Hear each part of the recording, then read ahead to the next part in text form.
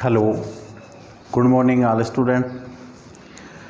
कल अपन प्रकाश के बारे में पढ़ रहे थे। प्रकाश के बारे में अपन प्रकाश की प्रकृति, प्रकाश की चाल, प्रकाश का परावर्तन और परावर्तन के नियम।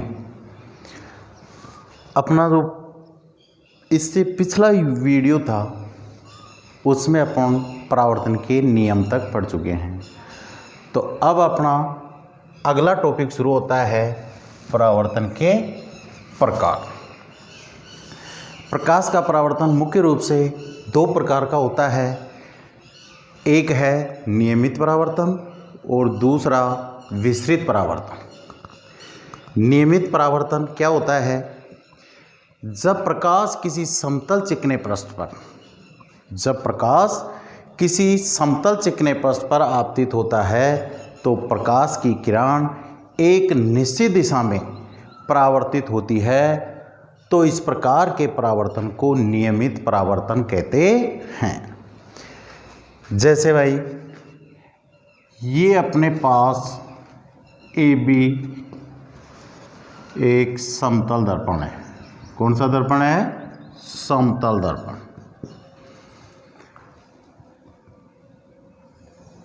ये इसके ऊपर प्रकाश की किरण आपतित हो रही है और समतल दर्पण से ये परावर्तित हो रही है।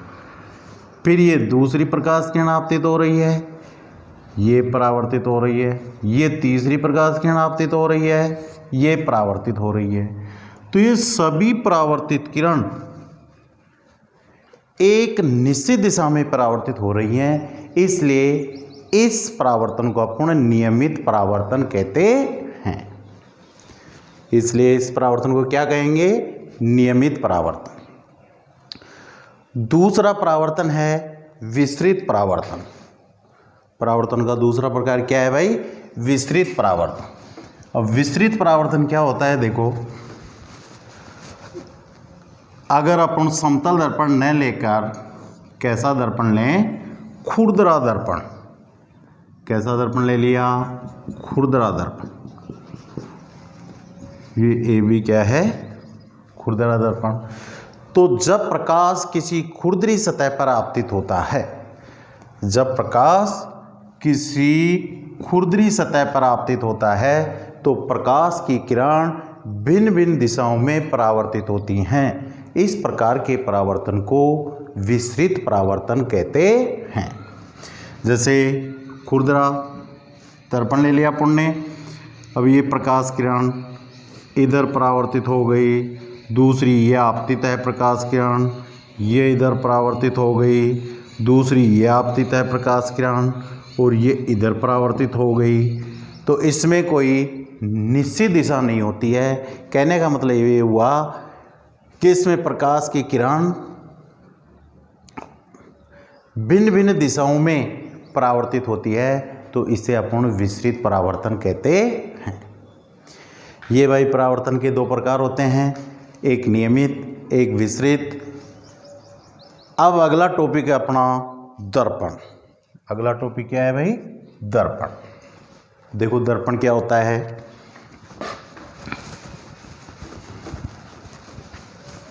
जब किसी कांच की पट्टिका के, अब कांच की पट्टिका कैसी भी हो सकती है, समतल हो सकती है या गोली हो सकती है। अपन बात किसकी कर रहे हैं? खाली दर्पण की। तो जब किसी कांच की पट्टिका के किसी एक भाग या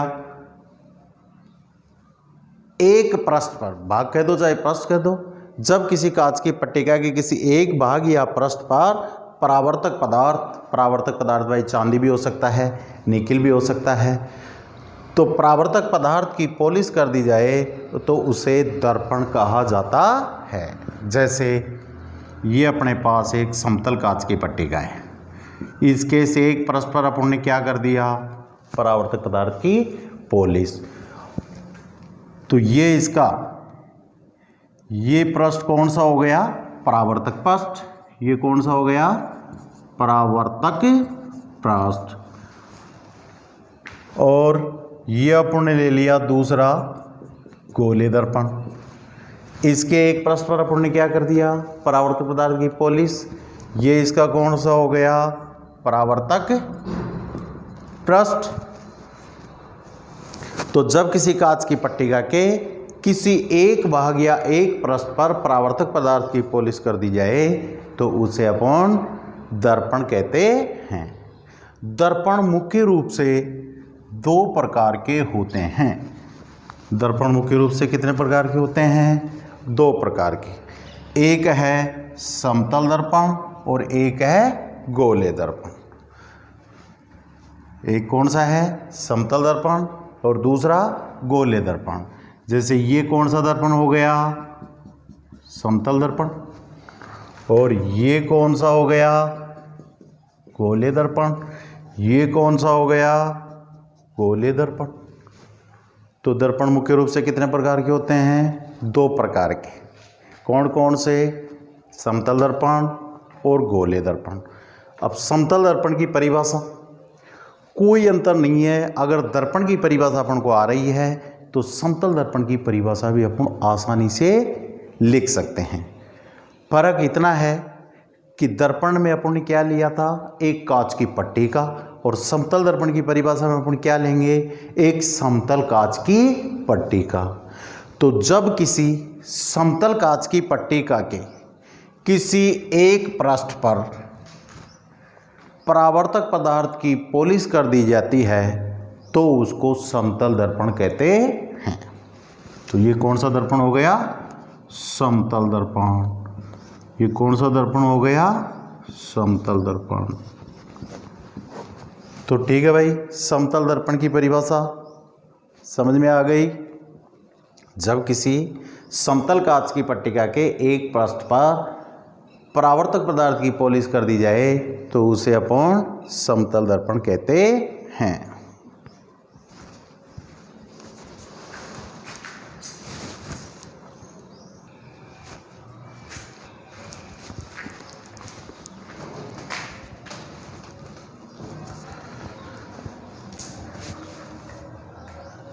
अगला टॉपिक है अपना समतल दर्पण से प्रतिबिंब का बनना।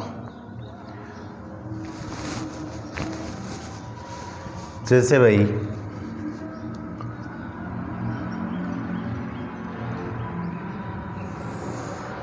ये अपने पास ए बी एक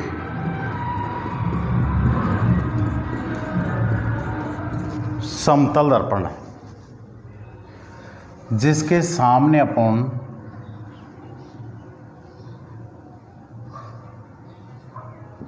ये P एक वस्तु रख ली। अब इस P वस्तु से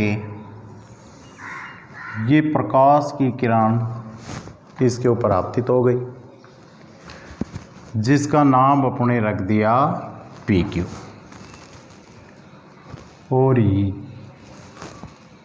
ये प्रकाश की किरण समतल दर्पण से क्या हो गई, परावर्तित, जिसका नाम रख दिया R। अब यहाँ से ये दूसरी प्रकाश की किरण आपतित हो गई जिसका नाम रख दिया अपन ने PQ डैश, और ये यहाँ से परावर्तित हो गई जिसका नाम रख दिया Q डैश R डैश।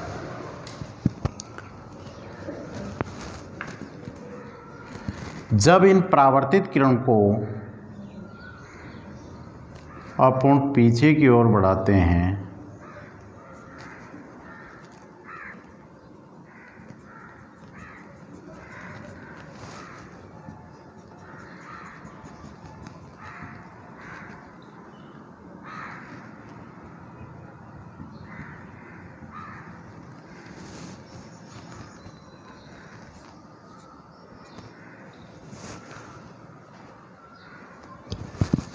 जब इन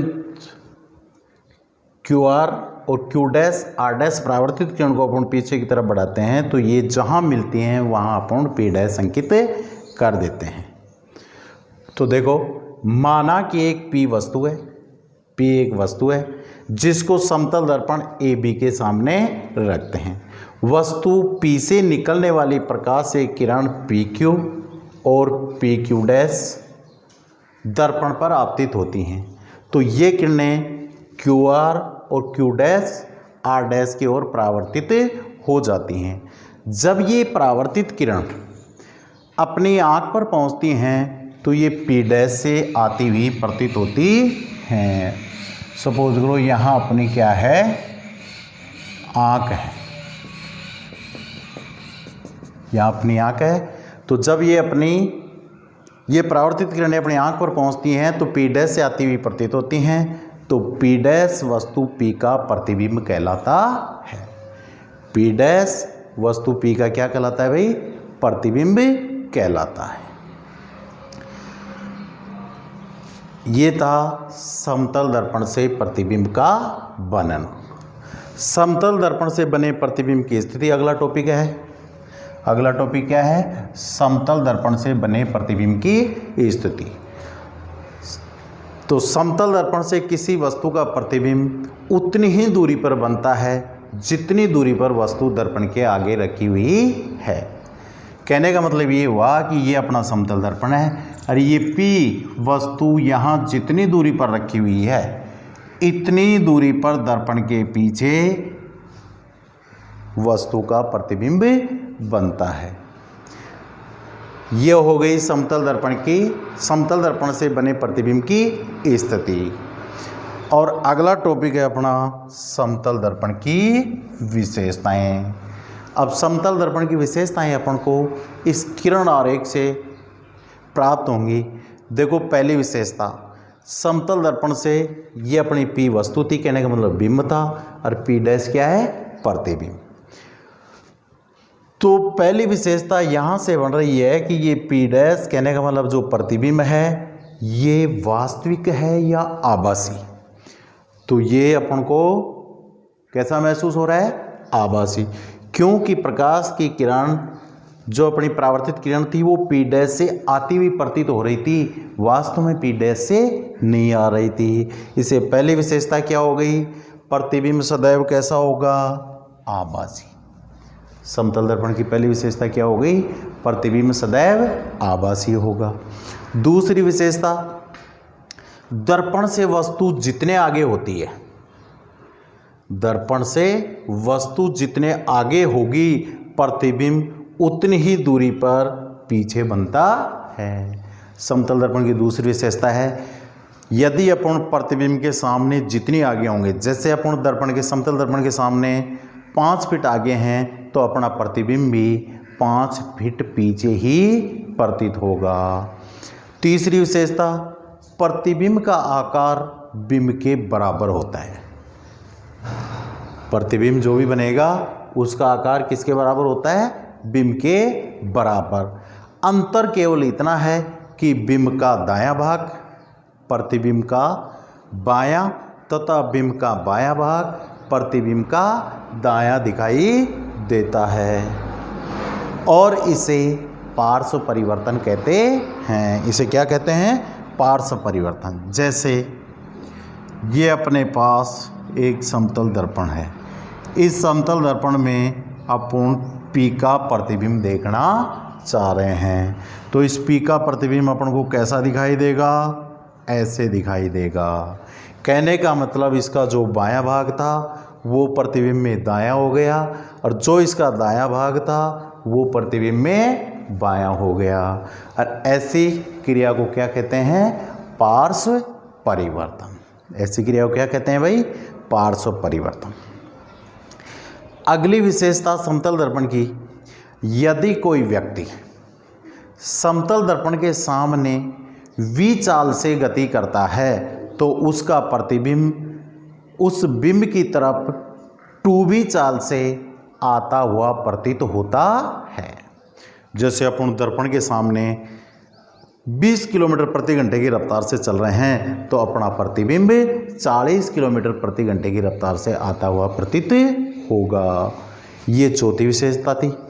पांचवी विशेषता है, किसी वस्तु का, समतल दर्पण की पांचवी विशेषता, किसी वस्तु का पूर्ण प्रतिबिंब देखने के लिए समतल दर्पण की लंबाई वस्तु से आधी होनी चाहिए।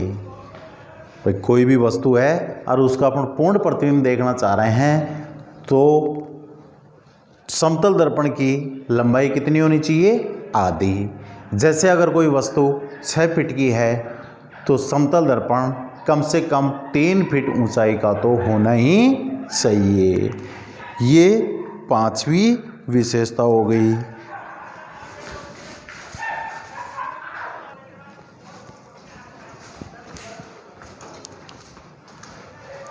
छठवीं विशेषता है यदि आपतित किरण को नियत रखते हुए थीटा कोण से अपन समतल दर्पण को घुमाएं तो परावर्तित किरण 2 थीटा कोण से घूम जाती है। परावर्तित किरण 2 थीटा कोण से घूम जाएगी। अगली विशेषता है यदि 2 समतल दर्पण थीटा कोण पर झुके हों, 2 समतल दर्पण अगर थीटा कोण पर झुके हों तो उनके द्वारा उनके मध्य में रखी वस्तु के बने प्रतिबिंबों की कुल संख्या 360 डिग्री बटे थीटा -1 होती है। ये भाई समतल दर्पण की 7 मुख्य रूप से विशेषताएं होती हैं। अब अपना समतल दर्पण से संबंधित एक एग्जाम्पल है। एग्जाम्पल क्या है? सिद्ध कीजिए। एग्जाम्पल क्या है? सिद्ध कीजिए कि दर्पण में प्रतिबिंब दर्पण के पीछे उतनी ही दूरी पर बनता है जितनी दूरी पर बिंब दर्पण के सामने हो। जैसे अभी एक विशेषता आई थी समतल दर्पण की, तो उस विशेषता को अपन को सिद्ध करना है कि दर्पण में प्रतिबिंब दर्पण के पीछे उतनी दूरी पर बनता है जितनी दूरी पर बिंब दर्पण के सामने हो। तो इसके लिए अपन एक किरण आरेख बना रहे हैं। ए बी, ये अपना एक समतल दर्पण है। कौन सा दर्पण है भाई? समतल दर्पण। इसके सामने अपन यहाँ ये P वस्तु रख ली।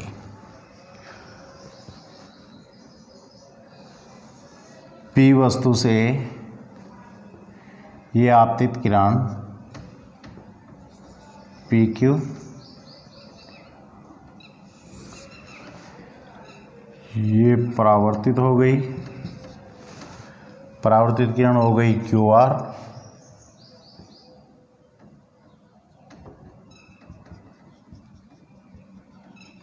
ये इसके ऊपर लंब हो गया M, और इस P वस्तु से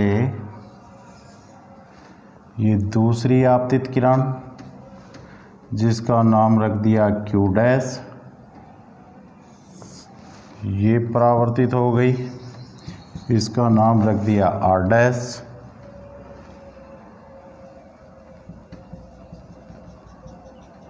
ये इसके ऊपर अभिलंब खींच दिया N डैश। तो देखो चित्र में ए बी एक परावर्तक पृष्ठ है जो समतल दर्पण है, जिस पर बिंब P से PQ व PQ डैश किरण आपतित हो रही हैं, जो क्रमशः QR एवं Q डैश R डैश दिशा में परावर्तित हो रही हैं। इन किरणों को पीछे की ओर बढ़ाने पर, इन किरणों को स्केल की सहायता से अगर अपन पीछे की ओर बढ़ाएं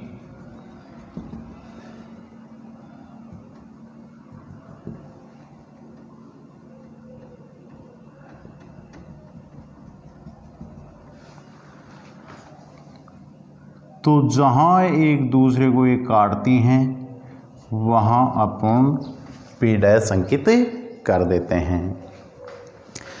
तो इन किरणों को पीछे की ओर बढ़ाने पर P डैश बिंदु पर P का आभासी प्रतिबिंब बनता है और इनके ऊपर QN व Q डैश N डैश दर्पण पर अभिलंब है। अब अपन इन कोणों को नंबर दे रहे हैं। जैसे ये कोण बन रहा है, इसको 1 नंबर दे दो, इसको 2 नंबर दे दो, इसको 3 नंबर दे दो, इसको 4 नंबर, इसको 5, इसको 6, ये 7, ये 8 और ये 9 और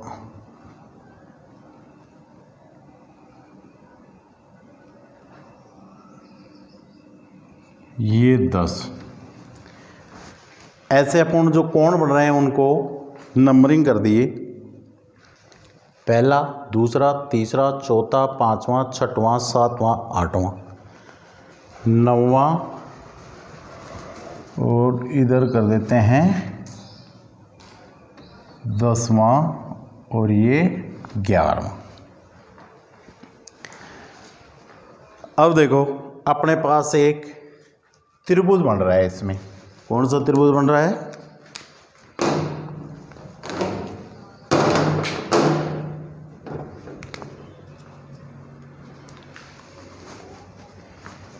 ये एक त्रिभुज बन रहा है।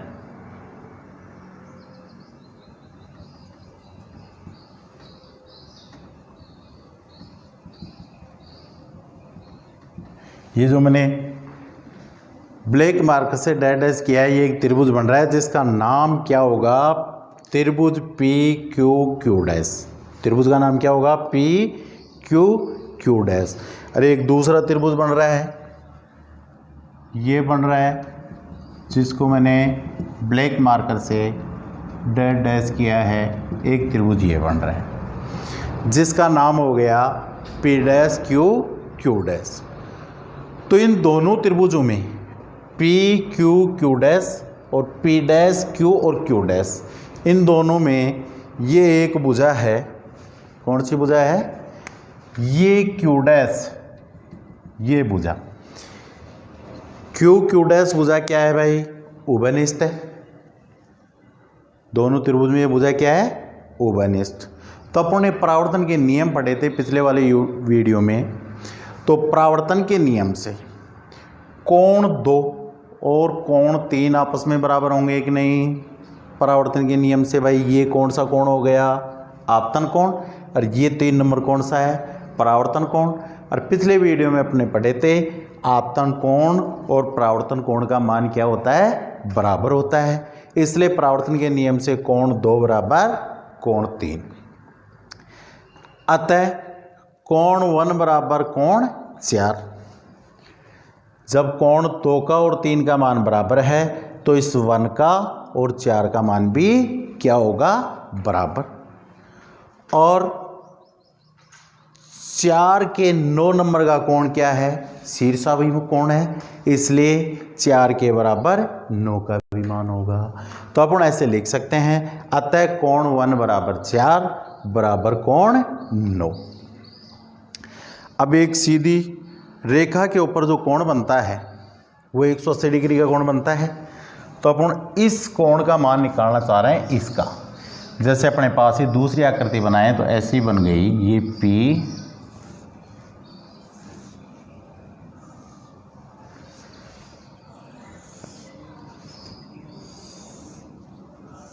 ये बन रहा है P डैश। तो अपन इस कोण का मान निकालना चाह रहे हैं।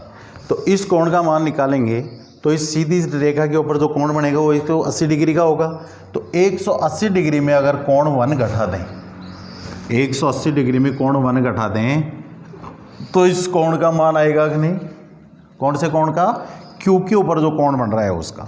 तो 180 डिग्री माइनस कोण 1 बराबर 180 डिग्री माइनस कोण 9। इस कोण का मान भी आ जाएगा। अगर इस नीचे वाले त्रिभुज में अपन 9 घटाते हैं तो इस कोण का मान भी आ जाएगा। इन दोनों कोणों का मान आपस में क्या हो रहा है? बराबर। तो 180 डिग्री माइनस कोण 1 बराबर 180 डिग्री माइनस कोण 9।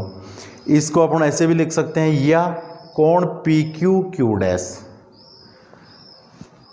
ये कोण पी क्यू क्यू डैश, यहाँ जो कोण बन रहा है ये रहा पी क्यू और क्यू डैश।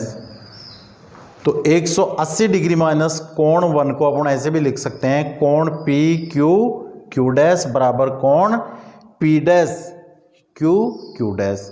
180 डिग्री माइनस कोण 9 को अपन ऐसे लिख सकते हैं, कोण पी डैश क्यू डैश। अतः इन दोनों त्रिभुजों में, इसमें और इस त्रिभुज में, दोनों त्रिभुज के दो कोण बराबर हैं, दोनों त्रिभुज के दो कोण बराबर हैं। तो अतः त्रिभुज पी क्यू डैश व त्रिभुज पी डैश क्यू डैश सर्वांग सम हैं। ये कोण क्या है भाई? सर्वांग सम है, क्योंकि इनमें एक भुजा तो उपनिष्ठ है और दो कोण क्या हैं? बराबर हैं। तो ASA नियम के अनुसार ये त्रिभुज आपस में क्या है? सर्वांग सम। अगर दोनों त्रिभुज सर्वांग सम है तो इसलिए अपन ये भी कह सकते हैं PQ बराबर P डैश Q। जो ये PQ है इस भुजा के बराबर ये भुजा भी होगी कि नहीं? दोनों त्रिभुज क्या हैं? सर्वांग सम। और सर्वांग सम है तो PQ बराबर P dash Q dash, sorry Q, PQ बराबर P डैश Q एवं PQ डैश, ये PQ डैश बराबर P डैश Q डैश। ये भुजा बराबर, ये कोण बराबर, ये भुजा बराबर, तो सर्वांग सम है तो ये दोनों भुजाएं भी आपस में क्या होंगी? बराबर होंगी। तो अपन ऐसे कह सकते हैं PQ डैश बराबर P डैश Q डैश। इसी तरह अब अपन ये त्रिभुज ले रहे हैं। अब कौन सा त्रिभुज ले रहे हैं? इन दोनों त्रिभुजों की तुलना कर ली अपन ने। अब अपन त्रिभुज कौन से ले रहे हैं?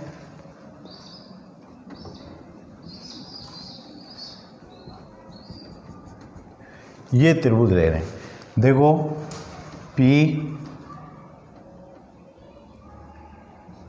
A और P डैश, ये P बिंदु है, ये P डैश बिंदु है, ये त्रिभुज ले रहे हैं। ये हो गया Q डैश। इन दोनों त्रिभुजों की ऐसे ही तुलना करेंगे। तो इसी तरह त्रिभुज PQ डैश A,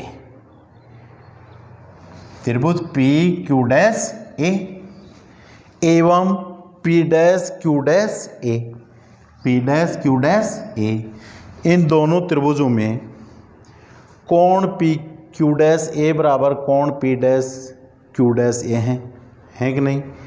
इन दोनों त्रिभुजों में ये भुजा तो क्या है? वही उपनिष्ठ। तो ये और ये कोण आपस में क्या है? बराबर हैं। तो अपन लिख सकते हैं कोण PQ डैश A बराबर कोण P dash Q dash A एवं PQ डैश, ये भुजा PQ डैश और P डैश Q डैश बराबर हैं तथा भुजा AQ डैश उपनिष्ठ है। जो बीच वाली AQ डैश वो दोनों के लिए क्या है? उपनिष्ठ। अतः त्रिभुज PQ डैश A में, अतः त्रिभुज PQ डैश A एवं त्रिभुज P dash Q dash A B आपस में क्या है? सर्वांग सम है। और जब ये दोनों त्रिभुज आपस में सर्वांग सम है, ये भुजा उपनिष्ठ है, ये भुजा और ये भुजा बराबर आ रही हैं, ये कोण और ये कोण बराबर आ रहे हैं, तो ये भुजा और ये भुजा भी आपस में क्या होंगी? बराबर होंगी। ये दोनों भुजा भी आपस में क्या होंगी? बराबर। अतः अपन कह सकते हैं कि P बराबर P डैश A। तो ये अपना सिद्ध हो गया कि दर्पण में प्रतिबिंब दर्पण के पीछे उतनी ही दूरी पर बनता है जितनी दूरी पर बिंब दर्पण के सामने हो। जितनी दूरी पर क्या है भाई? जितनी दूरी पर बिंब दर्पण के सामने हो। और लास्ट में अपन लिख सकते हैं इति सिद्धम।